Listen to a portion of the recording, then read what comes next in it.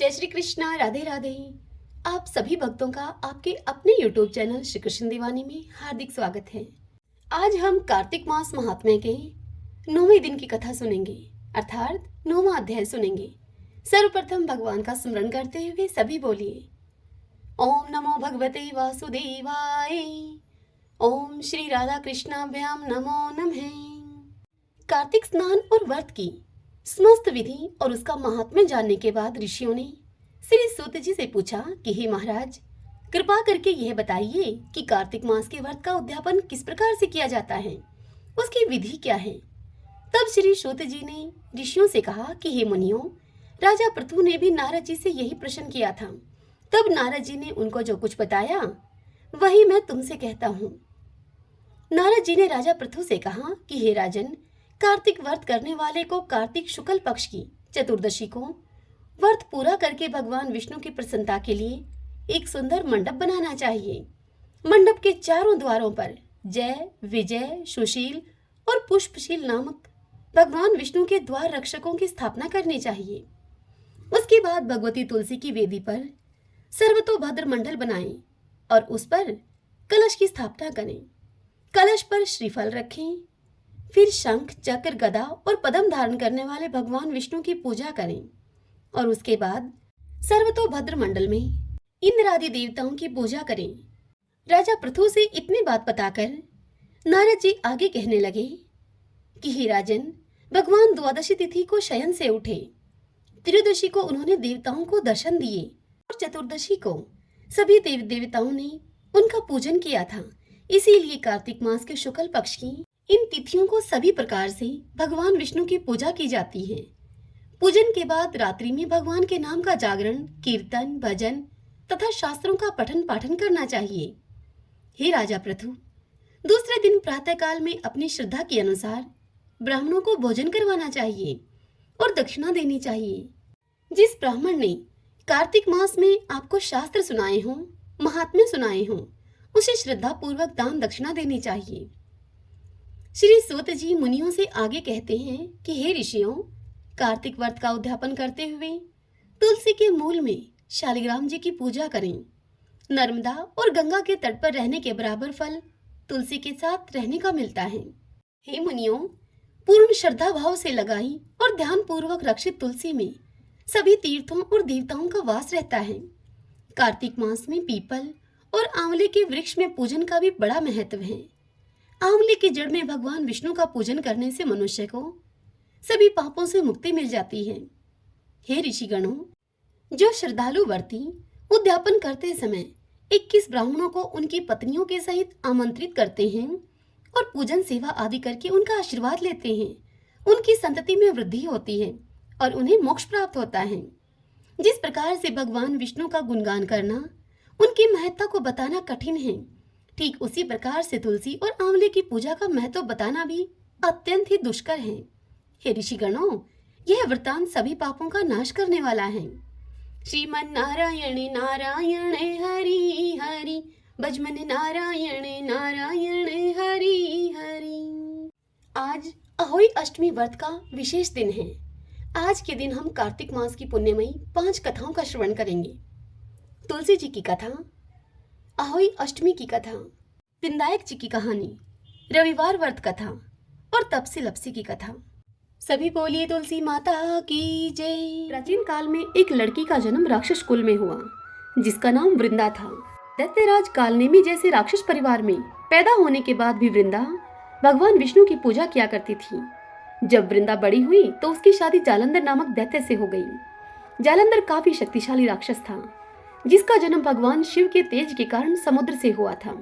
बलवान होने के कारण जालंधर को दैत्यों का राजा बनाया गया। वृंदा से शादी करने के बाद जालंधर की शक्ति और पराक्रम बढ़ता ही गया। उसे किसी भी तरह से हराना मुश्किल था। जालंधर के बढ़ते अहंकार और आतंक से सभी देवता परेशान थे। जालंधर की बढ़ती हुई ताकत के पीछे उसकी पत्नी वृंदा की विष्णु भक्ति और सतीत्व था। होते होते जालंधर अपनी शक्ति और अहंकार में चूर होकर स्वर्ग की देवियों पर काबू पाने की कोशिश करने लगा। अब इसी दौरान एक बार उसने माता लक्ष्मी को पाने का प्रयास किया, परंतु समुद्र से जन्म लेने के कारण माता लक्ष्मी ने उसे अपना भाई बना लिया। फिर उसकी नजर माता पार्वती पर गई। और उन्हें पाने के लिए जालंधर ने मायाजाल रचा। अपने मायाजाल से जालंधर ने शिव का रूप धारण किया और माता पार्वती के करीब जाने की कोशिश करने लगा। उसी वक्त माँ पार्वती ने उसे पहचान लिया और जब तक जालंधर कुछ समझ पाता वो अदृश्य हो गई। जालंधर के इस दुर्व्यवहार से पार्वती जी को काफी गुस्सा आया और इस पूरी घटना के बारे में उन्होंने भगवान विष्णु को बताया। इधर जालंधर भगवान शिव से पार्वती जी को पाने के लिए कैलाश पर्वत पर युद्ध कर रहा था। तभी भगवान विष्णु ने जालंधर को सबक सिखाने की ठानी। सभी को पता था कि जालंधर अपनी पत्नी के पूजा पाठ और सतीत्व की वजह से ही अजय हुआ है। ऐसे में भगवान विष्णु ने जालंधर को हराने के लिए उसकी पत्नी का पतिव्रत धर्म भंग करने के लिए मायावी चाल चली। भगवान विष्णु एक साधु का रूप धारण करके वृंदा से वन में मिलने के लिए गए। उनके साथ 2 मायावी राक्षस भी थे जिन्हें देखते ही वृंदा डर गई। तभी भगवान विष्णु ने उन दोनों राक्षसों का वृंदा के सामने ही वध कर दिया। वृंदा यह देखकर समझ गई कि ये कोई आम व्यक्ति नहीं है। उसी पल वृंदा ने साधु से अपने पति के बारे में पूछा। साधु बने हुए भगवान विष्णु ने अपनी माया शक्ति से 2 बंदर प्रकट किए। दोनों बंदरों के हाथ में जालंधर का सिर और धड़ था। यह देखते ही वृंदा बेहोश हो गई। कुछ समय के बाद होश में आने पर वो साधु से अपने पति को दोबारा जिंदा करने की प्रार्थना करने लगी। वृंदा की विनती सुनकर उसकी आंखों के सामने ही साधु ने अपनी माया से जालंधर के कटे हुए शरीर के हिस्सों को जोड़ दिया और स्वयं उस शरीर में समा गए। वृंदा को जरा सा भी अंदाजा नहीं था कि उसके साथ ऐसा छल किया गया है। जालंधर का रूप धारण किए हुए विष्णु जी को वृंदा अपना पति समझकर रहने लगी। वृंदा के ऐसा करने से उसका सतीत्व भंग हो गया, जिसके बाद जालंधर कैलाश पर्वत में युद्ध हार गया। जब वृंदा को यह सच पता चला तो उसने गुस्से में विष्णु भगवान को पत्थर बनने का श्राप दे दिया। इस घटना के बाद वृंदा स्वयं सती हो गई। जिस स्थान पर वह भस्म हुई वहां तुलसी का पौधा प्रकट हुआ। विष्णु भगवान वृंदा के पति भक्ति से प्रसन्न हुए और उन्होंने कहा कि हे वृंदा, तुम्हारी पति भक्ति देखने के बाद मुझे तुम प्रिय लगने लगी हो। अब सदैव तुम मेरे साथ तुलसी के रूप में रहोगी। तुम्हारे तुलसी रूप का जो भी व्यक्ति मेरे शालिग्राम के साथ विवाह कराएगा उसे 1000 गुना यश और पुण्य प्राप्त होगा। जिस भी मनुष्य के घर में तुलसी का वास होगा उस घर में कभी भी असमय यमदूत नहीं आएंगे। आगे भगवान ने कहा कि तुलसी के पौधे की पूजा करने वालों को गंगा और नर्मदा में स्नान करने के बराबर पुण्य प्राप्त होगा। संसार में चाहे कोई भी मनुष्य कितना भी दुष्ट क्यों न हो, कितने भी पाप क्यों न किए हों, मृत्यु के दौरान उसके मुख में तुलसी और गंगा जल अवश्य दिया जाएगा। इससे वह अपने पापों से मुक्त होकर वैकुंठ धाम को जाएगा। इसके अलावा जो व्यक्ति तुलसी और आंवले के पेड़ की छाया में पितरों का श्राद्ध करेगा उसके पितरों को मोक्ष मिलेगा। अहोई अष्टमी मात की जय। एक साहूकार था जिसके 7 बेटे बहुएं और एक बेटी थी। कार्तिक के महीने में दिवाली से पहले अष्टमी को अपने मकान की लिपाई पुताई करने के लिए साहूकार की 7 बहुएं अपनी इकलौती नंद के साथ जंगल में जाकर खदान में मिट्टी खोद रही थी। वहां पर एक शाहू की मान थी। मिट्टी खोदते समय नंद के हाथ से कुदाली शाहू के बच्चों पर लग गई और वह बच्चे तुरंत मर गए। इससे शाहू माता बहुत ही नाराज हो गई और वह बोली कि मैं तेरी कोख बांधूंगी। तब नंद अपनी 7 भाभियों से बोली कि तुम में से कोई भी अपनी कोख बंधवा लो। तब 6 भाभियों ने अपनी कोख बंधवाने से इनकार कर दिया, परंतु छोटी भाभी सोचने लगी कि यदि मैंने भी इनकार किया और अपनी कोख नहीं बंधवाई तो सासू जी बड़ी नाराज होंगी। यह सोचकर नंद के बदले में छोटी भाभी ने अपनी कोख बंधवा ली। इसके बाद जब भी छोटी भाभी के कोई बच्चा होता तो वह 7 दिन का होकर ही मर जाता। एक दिन उसने पंडित जी को बुलाकर पूछा, पंडित जी, मेरी संतान 7वें दिन की होकर मर जाती है, इसके लिए मुझे क्या करना चाहिए? तब पंडित ने उसे बताया कि तुम सुरही गाय की सेवा करो। सुरही गाय शाहू माता की भाईली है, अर्थात शाहू माता की सहेली है। वह शाहू माता को कहकर तेरी कोख खुलवा देगी, तब ही तेरे बच्चे जिएंगे। अब वह बहू सुबह जल्दी उठकर पंडित जी के कहे के अनुसार चुपचाप ही सुरही गाय के नीचे जाकर सुरही गाय की थान की सफाई कर देती। वह गाय एक पैर से लंगड़ी थी।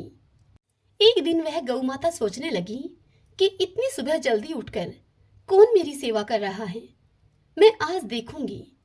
गौ माता खूब सवेरे उठी तो वह क्या देखती है कि साहूकार के बेटे की बहू उसके नीचे साफ सफाई कर रही है, उसके ठान को पुहार रही है।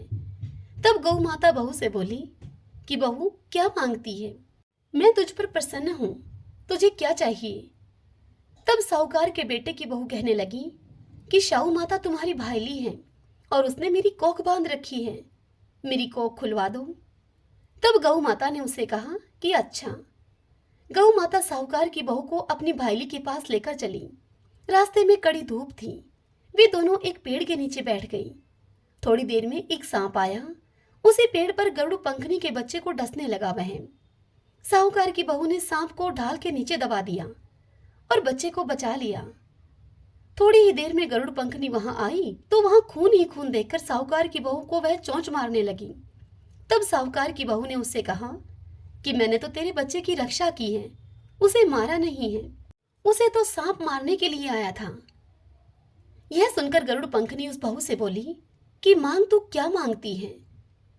तब वह बहू बोली कि 7 समुद्र के पार शाहू माता रहती है, हमें तुम उसके पास पहुंचा दो। तब गरुड़ पंखनी ने दोनों को अपनी पीठ पर बैठाकर शाहू माता के पास पहुंचा दिया। शाहू माता अपनी भाईली सुरही गाय को देखकर बड़ी खुश हुई और बोली, आ बहन, बहुत दिनों के बाद आई है। और फिर दोनों सखियां आपस में बातें करने लगी। बातें करते करते शाहू माता ने सुरही गाय से कहा कि बहन, मेरे सिर में जुएं पड़ गई हैं। तब सुरही गाय ने साहूकार की बहू से शाहू माता की जुएं निकालने के लिए कहा। तब साहूकार के बेटे की बहू ने शाहू माता के सिर की सारी जुएं निकाल दी। इस पर शाहू माता उस पर प्रसन्न हुई और प्रसन्न होकर शाहू माता ने साहूकार के बेटे की बहू से कहा कि तूने तो मेरे सिर में बहुत सलाई फेरी है, इसीलिए तेरे 7 बेटे और 7 बहू होंगे। तब वह साहूकार के बेटे की बहू बोली कि मेरे तो एक भी बेटा नहीं है, 7 बेटे मुझे कहां से होंगे। यह सुनकर शाहू माता बोली, मैंने वचन दिया है तुमसे, यदि मैं वचन से फिरूं तो धोबी के कुंड की कंकरी हूं। शाहू माता की इस बात को सुनकर साहूकार के बेटे की बहू कहने लगी, मेरी कोख तो तुम्हारे पास बंधी पड़ी है। यह सुनकर शाहू माता उसे बोली कि तूने तो मुझे ठग लिया, मैं तेरी कोख खोलती तो नहीं, पर मुझे अब खोलनी पड़ेगी। जा, तेरे घर पर तुझे 7 बेटे और 7 बहुएं मिलेंगी। तू घर जाकर 7 उद्यापन करना, 7 होई बनाकर 7 कढ़ाई करना। जब साहूकार के बेटे की बहू अपने घर को लौट कर आई तो वहां उसने देखा कि 7 बेटे और 7 बहुएं बैठी हैं।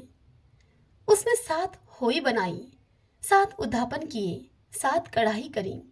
शाम के समय जेठानियां आपस में कहने लगी कि जल्दी जल्दी धोख पूजा कर लो, कहीं छोटी बहू अपने बच्चों को याद करके रोने न लगे, उससे पहले ही अपनी पूजा पाठ पूर्ण कर लो। जब साहूकार की दूसरी बहुओं की पूजा पाठ पूरी हो गई, आहुई माता का उज्जवल उन्होंने कर लिया, तब उन्होंने अपने बच्चों से कहा कि अपनी चाची के घर जाकर देख कर आओ कि आज वह अभी तक रोई क्यों नहीं है। जब बच्चों ने अपनी चाची के घर आकर देखा तो बच्चे क्या देख रहे हैं कि चाची तो होई बना रही है, खूब उद्यापन हो रहा है। यह सुनते ही जेठानियां दौड़ी दौड़ी उस छोटी बहू के घर आई और आकर उससे कहने लगी कि तूने कोख कैसे खुलवाई। तब वह साहूकार की छोटी बहू कहने लगी कि तुमने तो कोख बंधवाई नहीं, सो मैंने कोख बंधवाई थी, परंतु अब शाहू माता ने दया करके मेरी कोख खोल दी है। हे शाहू माता, जैसे आपने साहूकार के बेटे की बहू की कोख खोली, वैसे ही हमारी और सब परिवार की बहुओं की कोख खोलती जाना। इस कथा को कहते सुनते हुंकारा भरते सभी पर अपनी कृपा करना। इसके बाद विनायक जी की कहानी सुनते हैं। सभी बोलिए विनायक जी महाराज की जय। एक बार गणेश जी एक छोटे बालक के रूप में चिमटी में चावल और चमचे में दूध लेकर निकले। वे हर किसी से यह कह रहे थे कि कोई मेरी खीर बना दो, कोई मेरे लिए खीर बना दो। तब एक बुढ़िया बैठी थी वहां। उसने कहा कि ला, मैं बना दूं तेरे लिए खीर। वह छोटा सा बर्तन चढ़ाने लगी चूल्हे पर। तब गणेश जी ने उससे कहा, दादी माँ, छोटी सी भगोनी मत चढ़ाओ, तुम्हारे घर में जो सबसे बड़ा चरु हो उसे ही चूल्हे पर चढ़ा दो। तब बुढ़िया माई ने वैसा ही किया और सबसे बड़ा बर्तन चूल्हे पर चढ़ा दिया। वह यह देखकर दंग रह गई कि वह तो बर्तन पूरा दूध से भर गया है। तभी गणेश जी ने बुढ़िया माई से कहा कि दादी माँ, मैं नहाकर आता हूँ। खीर थोड़ी देर में बनकर तैयार हो गई। खीर को तैयार हुई देखकर बुढ़िया माई के पोता पोती रोने लगे उस खीर को खाने के लिए। तभी बुढ़िया माई ने चूल्हे से खीर को उतारकर थोड़ी सी खीर चूल्हे में डालते हुए बोली कि गणेश जी, आपको भोग लगे। और फिर खीर के कटोरे भर भर कर अपने बच्चों को दे दिया। पड़ोसन यह सब ऊपर से देख रही थी। उसे देखकर बुढ़िया माई ने यह सोचा कि कहीं यह पड़ोसन इस बात की चुगली ना खा जाए, इसलिए बुढ़िया माई ने एक कटोरा भरकर खीर उसको भी पकड़ा दी। तत्पश्चात बुढ़िया माई के बेटे की बहू ने चुपके से एक कटोरा खीर खाई और उस झूठी कटोरी को चक्की के नीचे सरका दिया। अब तक भी गणेश जी नहीं आए थे। बुढ़िया को बहुत भूख लग रही थी। एक कटोरा खीर का भरकर किवाड़ के पीछे बैठकर एक बार बुढ़िया माई ने फिर से कहा, जय गणेश जी। और फिर बुढ़िया माई ने वह खीर खानी शुरू कर दी। तभी वहां पर गणेश जी आ गए। तब उनसे बुढ़िया माई ने कहा कि आजा रे गणेशिया, खीर खा ले, मैं तो तेरी ही राह देख रही थी अभी तक। तब गणेश जी ने कहा कि दादी माँ, मैंने तो खीर खा ली। तब बुढ़िया माई ने अचंभे से उनसे कहा कि कब खाई? तब गणेश जी बोले कि जब तेरे पोता पोती ने खाई तभी खाई, जब तेरी पड़ोसन ने खाई तब खाई, जब तेरी बहू ने खाई तब खाई, और जब तूने खाई तो पेट मेरा पूरा ही भर गया। यह सुनकर बुढ़िया माई ने कहा कि बेटा, और सारी बात तो सच है, पर बहू बेचारी का तू क्यों नाम लेता है? वह तो बेचारी सुबह से काम में लगी हुई है, उसने खीर कब खाई? तब गणेश जी ने बुढ़िया माई से कहा, चक्की के नीचे देख, जूठा कटोरा पड़ा है। तुमने जब खीर खाई तो मुझे भोग लगाया, पर उसने कोई भोग नहीं लगाया, वो तो वैसे ही खा गई। यह सुनकर बुढ़िया माई ने गणेश जी से कहा कि बेटा, घर की बात है, घर में ही रहने दो, बता बची हुई खीर का क्या करूं? तब गणेश जी ने उनसे कहा कि नगरी को जिमा दो। लोगों को न्योता दिया तो सब हंसने लगे और बोले कि कल तक तो खाने का पता नहीं था, आज यह नगरी को जिमाएंगे। फिर भी लोग आए और ठाठ से जिमे। नगरी पूरी उन्होंने खीर से जिमा दी। तब भी चरु अर्थात खीर का पतीला पूरा ही भरा था। राजा को जब यह पता लगा तो बुढ़िया को उसने बुलवाया और उससे कहा कि क्यों बुढ़िया, ऐसा चरु तेरे घर अच्छा लगे या हमारे घर? तब बुढ़िया ने उनसे कहा कि राजा जी, उसे आप ले लो। राजा जी ने खीर का चरु महल में मंगवा लिया।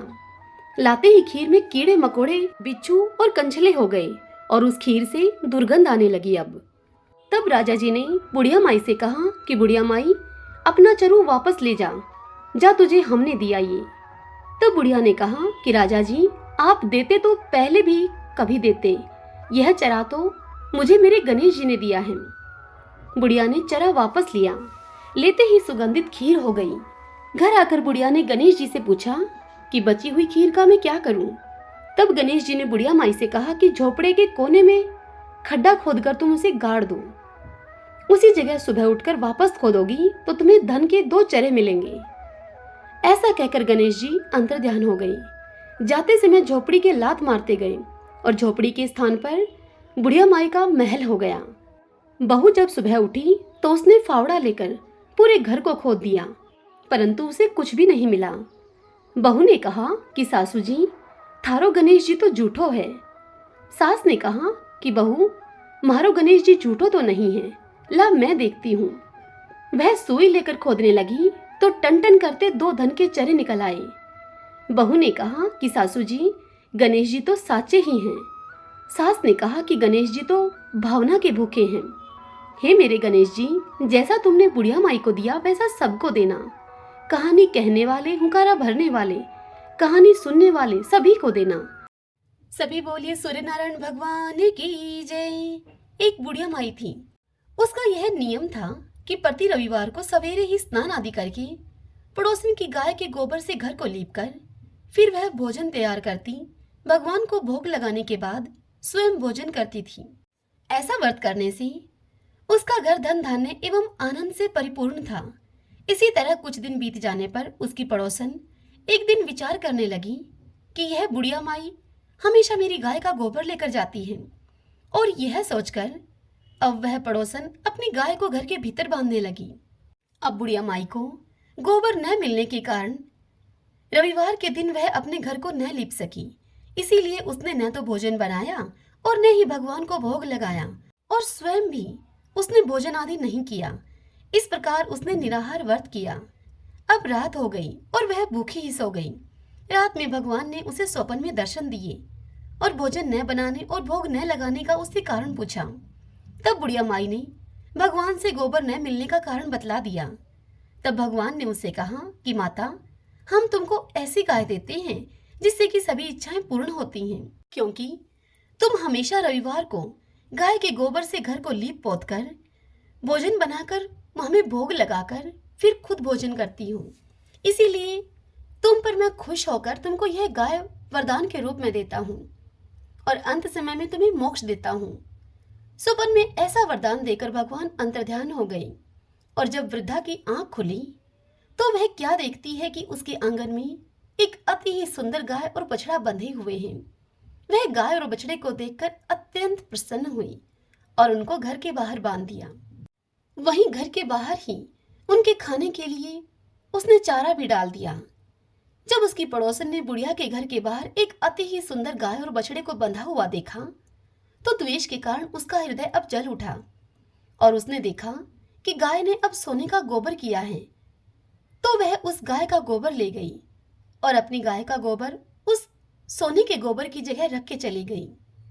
अब वह नित्य प्रतिदिन ऐसा ही करती रही, और सीधी सादी बुढ़िया माई को इस बात की कोई भनक भी न लगी।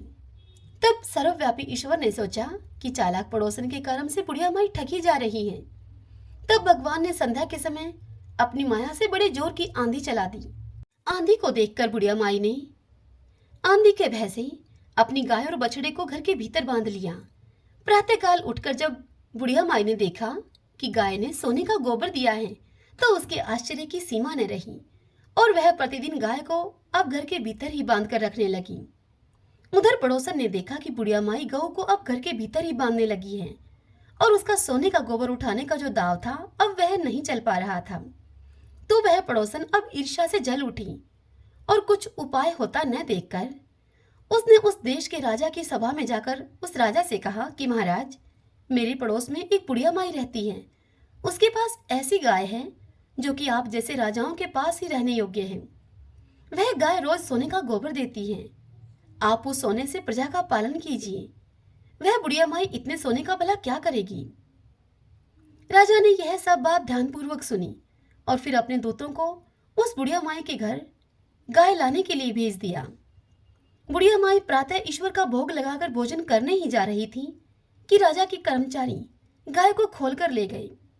बुढ़िया माई काफी रोई चिल्लाई, परंतु कर्मचारियों के समक्ष बुढ़िया माई की एक न चली। बुढ़िया माई की एक न सुनी उन्होंने, और गाय को खोलकर लेकर चले गए। उस दिन बुढ़िया माई गाय के वियोग में भोजन न खा सकी और रात भर रो रोकर ईश्वर से गाय को पुनः पाने के लिए प्रार्थना करती रही। उधर राजा गाय को देखकर बड़ा खुश हुआ, लेकिन अगली सुबह जैसे ही वह उठा तब राजा को सारा महल गोबर से भरा हुआ दिखाई दिया। यह देखकर राजा घबरा गया। तब उसी रात भगवान ने राजा को रात में स्वप्न में कहा कि राजा, गाय बुढ़िया माई को लौटाने में ही तेरी भलाई है। उसके रविवार के व्रत से प्रसन्न होकर मैंने उसे यह गाय दी थी। प्रातः होते ही राजा ने बुढ़िया माई को महल में बुलाकर बहुत से धन के साथ सम्मान के सहित वह गाय और बछड़ा बुढ़िया माई को लौटा दिए। उसकी पड़ोसन को बुलाकर राजा ने उचित दंड दिया। इतना करने के बाद राजा के महल से वह गंदगी दूर हो गई। उसी दिन से राजा ने नगरवासियों को आदेश दिया कि राज्य की तथा अपनी समस्त कामनाओं की पूर्ति के लिए रविवार को व्रत करो। रविवार का व्रत करने से नगर के सभी लोग सुखी जीवन व्यतीत करने लगे। कोई भी बीमारी तथा प्रकृति का कोई भी प्रकोप उस नगर पे नहीं होता था। सारी प्रजा अब सुख से रहने लगी। सभी बोलिए सूर्य नारायण भगवान की जय। तपसी लपसी की कहानी। यदि यह कहानी सभी कथा कहानियों के बाद न सुनी जाए तो समस्त कहानियों का पुण्य फल तपसी को मिल जाएगा। एक लपसी था, एक तपसी था। तपसी तो भगवान की तपस्या करता था और लपसी सवा सिर की लापसी बनाकर भगवान को भोग लगाता और लोटा हिलाकर जिम लेता था। एक दिन दोनों आपस में लड़ने लगे। लपसी बोला मैं बड़ा हूँ, तपसी बोला मैं बड़ा हूँ। इतने में ही वहां नारद जी आए और उनसे पूछा कि तुम क्यों लड़ रहे हो। तब लपसी ने कहा कि मैं बड़ा हूँ, मैं सारे दिन भगवान की तपस्या करता हूँ, इसलिए मैं बड़ा हूँ। यह सुनकर लपसी बोला कि मैं सारे दिन भगवान की पूजा करता हूँ, सवा सेर की लापसी बनाकर उनको भोग लगाता हूँ। यह सुनकर नारद जी बोले कि तुम्हारा फैसला मैं कल कर दूंगा। दूसरे दिन तपसी नहा धोकर आ रहा था, तब नारद जी ने 1.25 करोड़ की अंगूठी उसके आगे फेंक दी। जब तपसी ने देखा कि 1.25 करोड़ की अंगूठी उसके आगे पड़ी है, तब तपसी ने वह अंगूठी उठाकर अपने घुटने के नीचे दबा ली और तपस्या करने के लिए बैठ गया। लपसी सुबह उठकर नहा धोकर 1.25 सेर की लापसी बनाकर भगवान का भोग लगाकर लोटा हिलाकर अब जीमने ही लगा था कि इतने में वहां नारद जी आ गए और नारद जी तपसी के पास जाकर बैठ गए और लपसी को अपने पास बुलाकर बिठाया। तब वे फिर से दोनों कहने लगे कि बताइए नारद जी, हम में से कौन बड़ा है, हम में से कौन बड़ा है।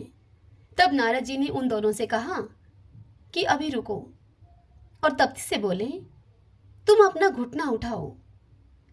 अब तपसी ने जैसे ही अपना घुटना उठाया 1.25 करोड़ की अंगूठी निकली।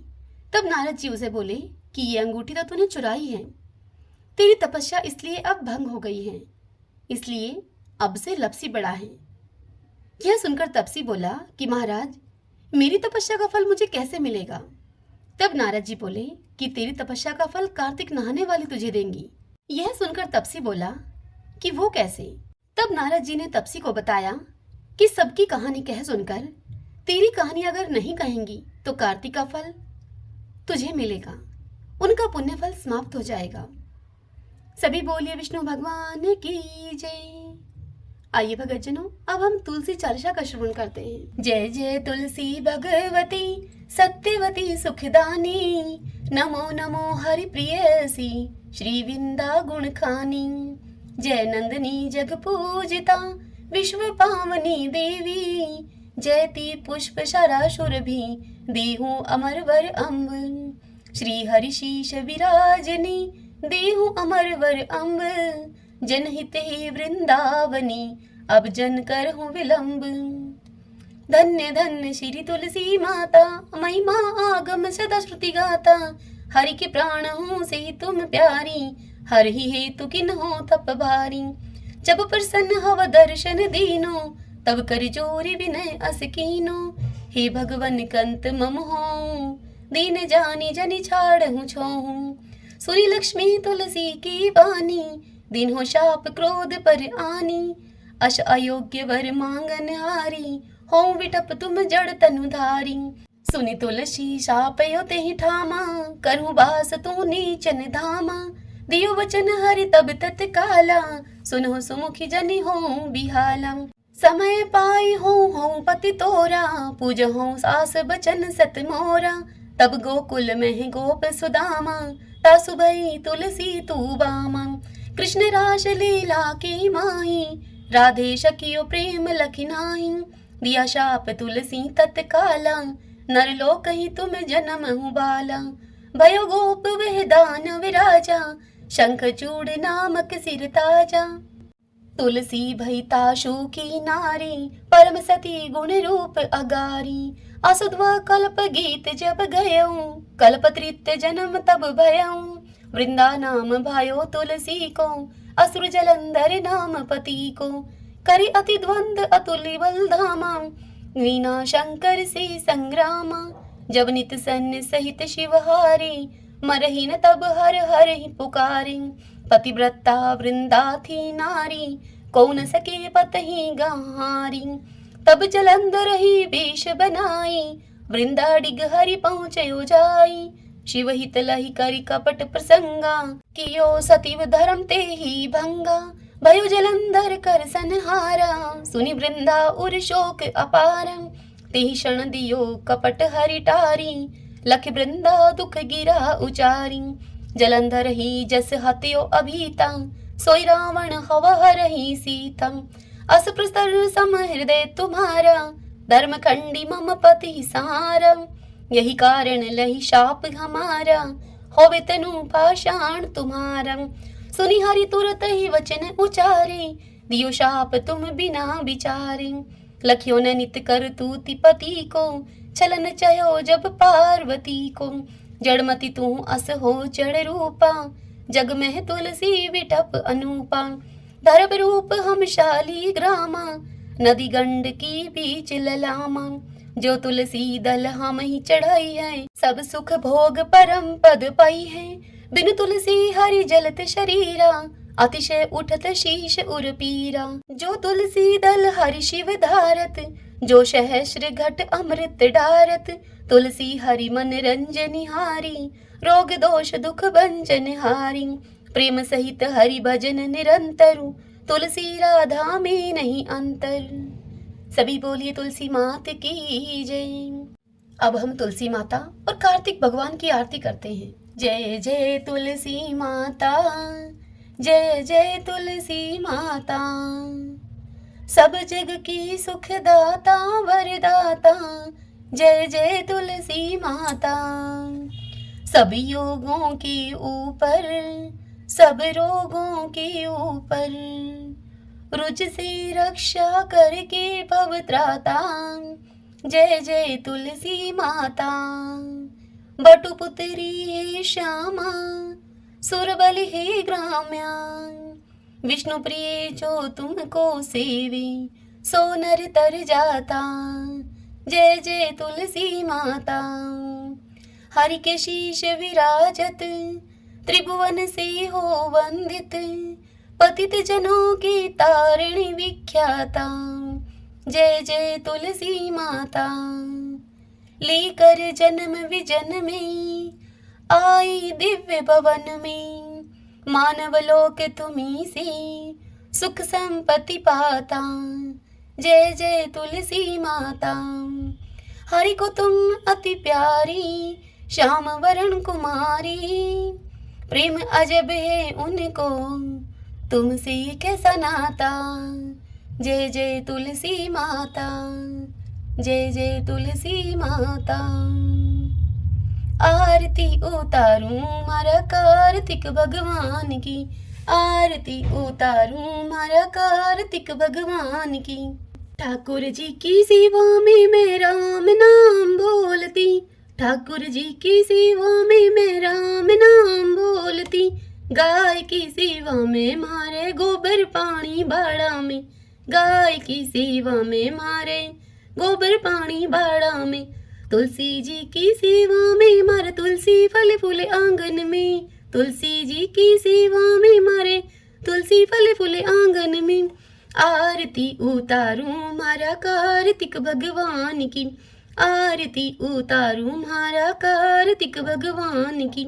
ठाकुर जी की सेवा में मैं गंगा जल से नहावती, ठाकुर जी की सेवा में मैं गंगा जल से नहावती।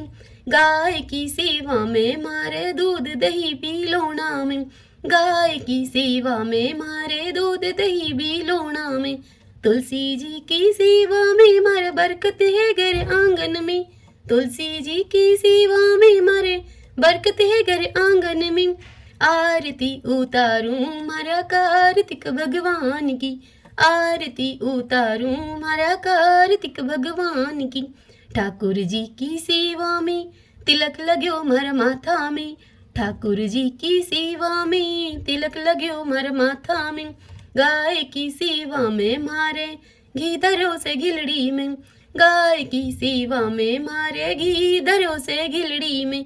तुलसी जी की सेवा में मारा दीवा बाती 11 में, तुलसी जी की सेवा में मारे दीवा बाती 11 में। आरती उतारूं मारा कार्तिक भगवान की, आरती उतारूं मारा कार्तिक भगवान की। ठाकुर जी की सेवा में माखन मिश्री दोना में, ठाकुर जी की सेवा में माखन मिश्री दोना में। गाय की सेवा में मारे छाछ राबड़ी थाली में, गाय की सेवा में मारे छाछ राबड़ी थाली में। तुलसी जी की सेवा में मारे अखंड सुहाग साथ में, तुलसी जी की सेवा में मारे अखंड सुहाग साथ में। आरती उतारूं मारा कार्तिक भगवान की, आरती उतारूं मारा कार्तिक भगवान की।